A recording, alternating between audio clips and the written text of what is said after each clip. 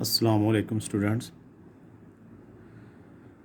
Unit number 9 theorem number 1 ये आज हमने करना।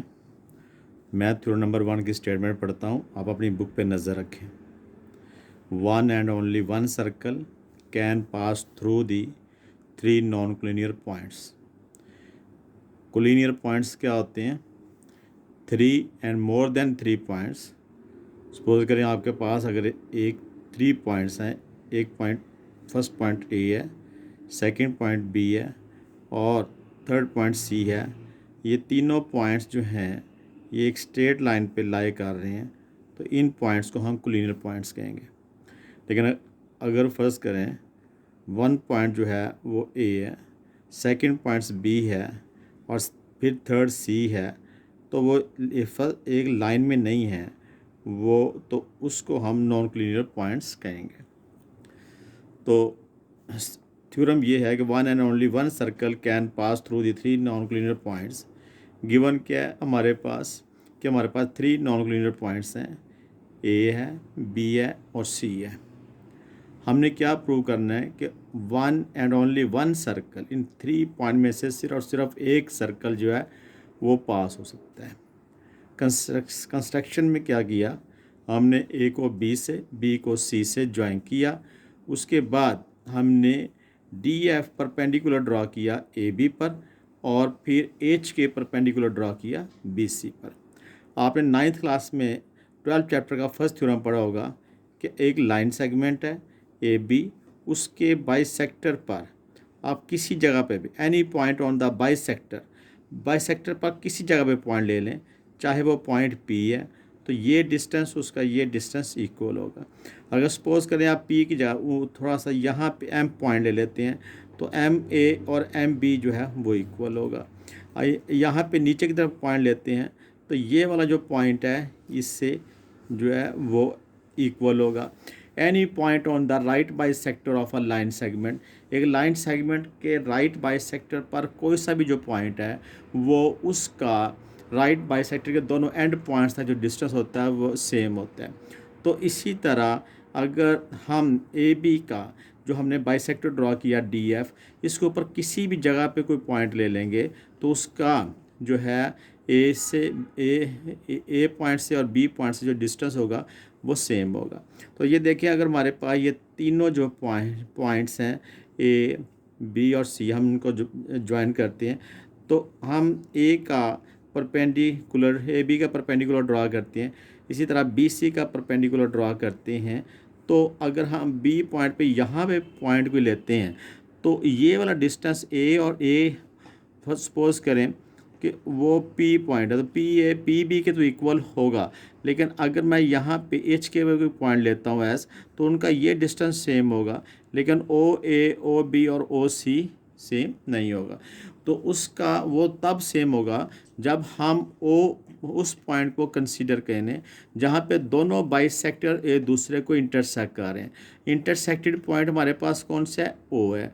तो अगर हम दोनों का जहाँ पे दोनों बाइसेक्टर एक दूसरे को इंटरसेक्ट करें उस पॉइंट को अगर हम लेंगे तो तब जो है ओ ए ओ बी और ओ सी जो है वो डिस्टेंस क्या होगा? इक्वल होगा। तो ये देखें ज्वाइन ए विद बी, हमने ए को बी से ज्वाइन किया, बी को सी से ज्वाइन किया, फिर हमने ड्रॉ परपेंडिकुलर डी एफ किस पर? On the chord A B. इसी तरह एच के परपेंडिकुलर ड्रॉ किया on the chord B C. Both bisector intersect to each other at the point O. अब हम स्टेटमेंट्स और रीज़न पे आते हैं। तो every point on D F, आप डी एफ पे किसी भी जगह पे कोई पॉइंट ले लें तो उसका जो डिस्टेंस हो वो जो है वो इक्वल डिस्टेंस होगा उसका, उस पॉइंट का जो डिस्टेंस ए और बी तक जो डिस्टेंस होगा वो दोनों का सेम होगा। लेकिन अगर पर्टिकुलरली अगर हम उस पॉइंट ओ उस पॉइंट को ओ कंसीडर करें जहाँ पे दोनों बाइसेक्टर दूसरे को इंटरसेक्ट कर रहे हैं, तो फिर तो ये वाला जो डिस्टेंस होगा ओ ए, ये किसके इक्वल होगा? ओ बी के।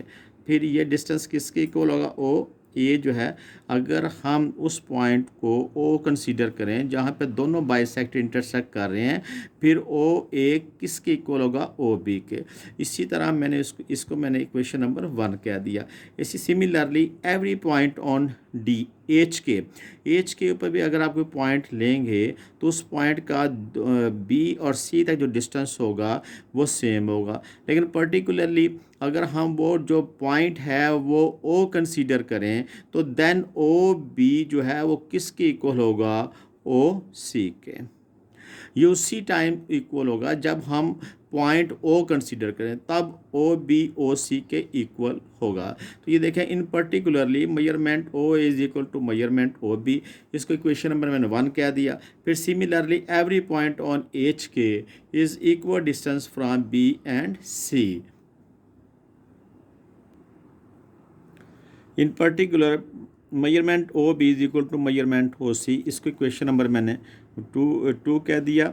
No O is the only, मैंने अभी अब बताया कि सिर्फ और सिर्फ ओ वो पॉइंट है जहाँ से ओ ए, ओ बी और ओ सी जो है वो डिस्टेंस क्या आएगा, सेम आएगा। तो no O is the only point common to D F and H K which is equal distance from A B and C. तो सो मेजरमेंट ओ ए फिर किसके इक्वल होगा, मेजरमेंट ओ बी के, और फिर मेजरमेंट ओ बी किसके equal होगा, measurement O C के।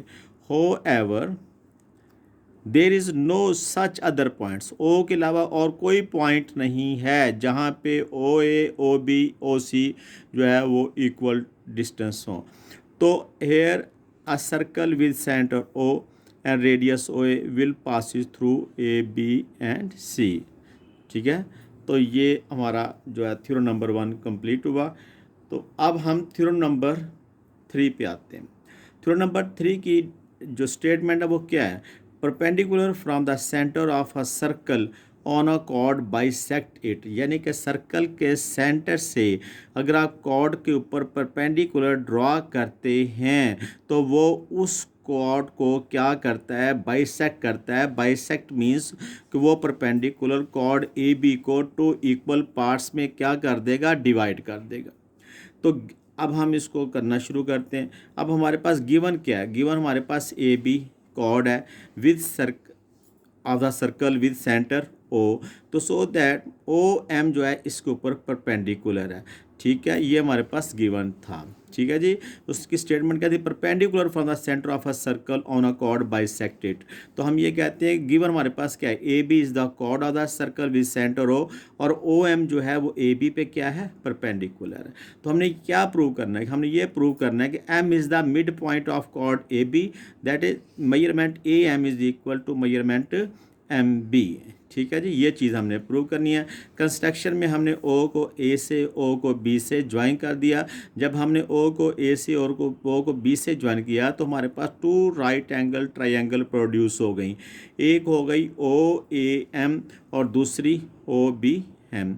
तो जब हम ये कहते हैं कि ओ ए एम और O B M 2 right angle triangles produce हो गई, तो उसमें ये देखें, ये वाला जो एंगल है, ये angle O M A is equal to measurement angle O M B, ये दोनों एंगल आपस में क्या होंगे, इक्वल होंगे। और ये दोनों एंगल किसके इक्वल हैं, 90 डिग्री के। ये गिवन है, क्योंकि उसने कहा था परपेंडिकुलर ड्रॉ हो रहा है, इसका मतलब ये परपेंडिकुलर मतलब ये कि ये इसके साथ कितने डिग्री का एंगल बना रहे हैं, 90 डिग्री का। तो हमने लिखा कि measurement angle O M A is equal to measurement angle O M B is equal to 90 degree, और ये गिवन है। अच्छा, इस 90 डिग्री की जो अपोजिट साइड होती है ओ ए, वो हाइपोटेन्यूज कहलाता है। तो हम कहते हैं hypotenuse measurement O A is equal to hypotenuse measurement O B. तो एक तो दोनों एंगल जो है वो एक दूसरे के इक्वल हैं, फिर ये ओ ए ओ बी के इक्वल है। और जब हम ओ एम ए और ओ एम बी की बात करते हैं तो ओ एम ए के साथ भी आता है और ओ एम बी के साथ भी आता है। तो इसका मतलब ये हुआ कि ये जो ओ एम है ये दोनों में क्या है, कॉमन है। तो अगर एक ट्राइंगल के 3 एलिमेंट्स दूसरी ट्राइंगल के 3 एलिमेंट्स के कॉन्ग्रुएंट हो जाते हैं तो हम ये कहते हैं कि दोनों ट्राइंगल्स आपस में क्या हो जाती हैं, कॉन्ग्रुएंट हो जाती हैं। तो ये देखें, इसका पहला क्या एंगल और एंगल के इक्वल हो गया, हाइपोटेन्यूज के इक्वल हो गया, और उसके बाद ओ एम जो है वो ओ एम के इक्वल है। तो हम फिर क्या देते हैं कि measurement triangle O A M congruent है ट्राइंगल ओ बी एम। तो अगर किसी भी ट्रायंगल के 3 एलिमेंट्स दूसरी ट्रायंगल के 3 एलिमेंट्स के कॉन्गुरेंट हो जाते हैं तो वो दोनों ट्रायंगल्स आपस में क्या हो जाती हैं, कॉन्गुरेंट हो जाती हैं। तो फिर triangle O A M congruent है ट्रायंगल ओ बी एम के, हम पास्टुलेट लिख देते हैं एच एस कॉन्गुरेंट है किसके, एच एस के। एच एस से हमारा हाइपोटेन्यूज साइड और कॉन्गुरेंट है हाइपोटेन्यूज साइड। तो अगर ये तो टोटल किसी ट्रायंगल के 6 एलिमेंट्स होते हैं। अगर एक ट्रायंगल के 3 एलिमेंट्स दूसरी ट्रायंगल के 3 एलिमेंट्स के कॉन्गुरेंट हो जाते हैं तो जो बाकी एलिमेंट्स होते हैं वो भी फिर आपस में क्या हो जाते हैं, कॉन्गुरेंट हो जाते हैं। तो देयरफॉर इसलिए मेजरमेंट फिर ए एम किसके इक्वल होगा, मेजरमेंट एम बी के। तो यही हमने फिर लिख दिया O M bisect the chord. तो ये बात प्रूव हो गई कि O M bisect the chord A B. Clear है, क्योंकि बाइसेक्ट में ये दोनों इक्वल तब होंगे जब ओ एम जो है इसको बाइसेक्ट करेगा। बाइसेक्ट मीन्स कि उसको 2 इक्वल पार्ट्स में डिवाइड करेगा। तो ये बेटा जी ये हमारा जो है थ्योरम नंबर 3 भी कंप्लीट हो गया।